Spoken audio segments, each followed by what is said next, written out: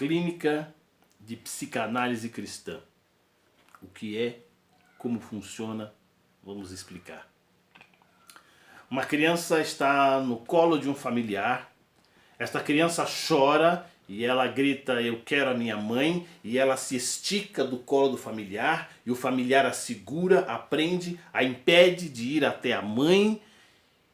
E por que o familiar está fazendo isso? Porque a mãe está morta num caixão. Está chegando ao fim a cerimônia fúnebre, o caixão então é fechado e a criança é afastada da mãe. Essa criança tem 4 anos de idade. Aos 5, 6 anos de idade ela não vai mais lembrar dessa cena.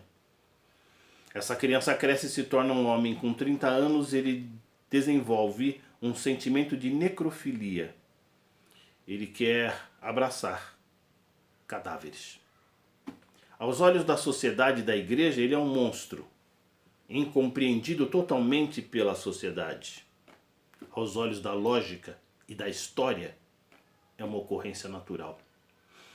Meu pai, sociólogo, costumava dizer que o homem que não conhece a sua história se perde na história. É esse o âmbito da psicanálise, identificar a origem, a história das pessoas, para que elas entendam por que elas se comportam de determinada maneira. Certa vez, ouvi numa palestra um psiquiatra, pastor, contar experiências. Eu e a minha esposa fomos a esta palestra porque nós ficamos perguntando, ele é pastor e psiquiatra, quando a pessoa convulsiona no chão, o que ele faz? Ele expulsa o demônio ou ele idantaliza, dá idantal? Então nós fomos assistir a palestra e aprendemos muito ali. Ele conta, por exemplo, que uma mulher tinha um comportamento totalmente indecente na igreja. A mulher tinha um currículo, uma história de ser mãe de ministros da igreja. E agora estava com um comportamento totalmente indecente, ao ponto de usar blusas abertas e abrir a blusa no meio da reunião.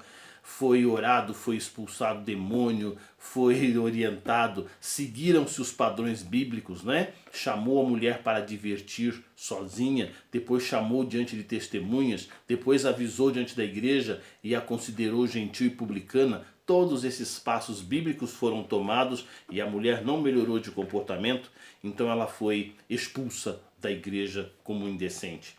Esse irmão então foi visitá-la, e ele era pastor e psiquiatra. Verificou então que aquela mulher estava nada mais e nada menos com um problema de mal de Alzheimer. Ela estava doente. Essa história me emociona muito, me exaspera, porque no momento em que aquela mulher mais precisava de ajuda, idosa e doente, então ela foi dispensada da igreja. Isso me faz lembrar aquilo que está escrito: buscai com zelo os melhores dons e eu vos mostrarei um caminho ainda mais excelente. Muitas vezes o ministro, muitas vezes a igreja diz: nós não temos esse dom de ficar ouvindo o problema das pessoas e de entender estas coisas. Mas o que é que a Bíblia diz quando nós não temos um dom que nós devemos abandonar? Não, a Bíblia diz: buscai com zelo os melhores dons e eu vos mostrarei um caminho mais excelente. Certa vez eu montei uma casa de recuperação de drogados e eu pegava drogados da rua. O ministério a que eu pertencia, eu era pastor auxiliar nesse ministério e a igreja que eu pertencia não moveu um dedo para me ajudar. Eu nunca pedi um centavo em dinheiro. Eu queria apenas que a igreja fosse lá com seu coro maravilhoso na chácara e cantasse louvores para incentivar a recuperação daqueles jovens. A igreja nunca moveu um dedo para me ajudar naquele trabalho. Anos depois, um dos ministros daquela igreja foi fazer um curso a respeito de atendimento a dependentes químicos. E esse ministro então me encontrou na rua e disse o seguinte: olha, se na época da sua casa de recuperação eu tivesse feito esse curso, eu jamais teria te abandonado sozinho. São algumas experiências para nós introduzirmos aqui o nosso assunto, não é? O drogado que a igreja tem medo é simplesmente o pecador que precisa de ajuda. Não trabalhar com isto é não entender nada do que é o Evangelho de Jesus Cristo. Muito bem. Dentro do âmbito da psicanálise, muita gente diz assim: mas psicanálise cristã, psicanálise não é coisa de igreja, não é coisa de Deus. É sim, é sim. É que a sua Bíblia é mal pregada. A sua Bíblia não lê Provérbios. A sua igreja não prega o livro de Provérbios. Fica só no livro da bênção, não é? E não trata do todo. A psicanálise está dentro da Bíblia? Claro que está. Jesus diz em Mateus 23, 25, limpai primeiro o interior do copo. O Evangelho do Cristo, ele não existe para ficar cuidando apenas de coisas exteriores e materiais. Mateus 23, 25, limpai primeiro o interior do copo e do prato. O que é que Jesus está dizendo? Que é para nós cuidarmos primeiro da cabeça e do coração. Comprovando isso, Provérbios 4, 23 nos diz o quê? Sobretudo, acima de todas as coisas, sobretudo quer dizer acima de todas as coisas, sobretudo, o que deves guardar, guarda o quê? O teu coração, porque dele procedem as saídas da vida. Freud disse que a psicanálise é a arqueologia da mente. É o momento em que você para fazer o quê? Limpar o interior do copo e do prato. Mateus 6,22 diz que os olhos são as janelas da alma. Está escrito que se o teu olho for bom, o teu corpo todo será iluminado. Ou seja, a maneira como você vê as coisas, a maneira como você interpreta as coisas, a maneira como você arquiva essas coisas. Está escrito que em Lucas 6,45 que o homem bom do seu bom tesouro tira coisas. Olha que coisa mais psicanalítica. O homem bom do seu bom tesouro, ele tira boas coisas. Mas o homem mau do seu mau tesouro, o que é tesouro? Tesouro é aquilo que eu tenho guardado. Tesouro é aquilo que eu tenho guardado. Aonde é que ficaram guardadas as informações daquela criança de 4 anos que viu a mãe no caixão? Elas ficaram guardadas no inconsciente, que é a matéria, que é o campo de atuação de nós psicanalistas. Foi lá que ficaram guardadas estas coisas. Então o indivíduo não tem culpa de ser necrófilo, pedófilo, zoófilo, homossexual. Foi feito um tesouro, um armazenamento de informações, de lembranças, e por conta destas experiências o indivíduo se torna aquilo que ele é. Ele pode ser um hipócrita e fingir que não tem nenhum sentimento com relação a estas coisas. Ou então ele pode tomar a decisão de do seu bom tesouro tirar boas coisas. Aprender com essas experiências. Então, a Bíblia está repleta de orientações para que nós cuidemos do interior do copo. O Evangelho de Jesus Cristo, ele não é capitalista. Ele não incentiva o acúmulo de bênçãos materiais somente.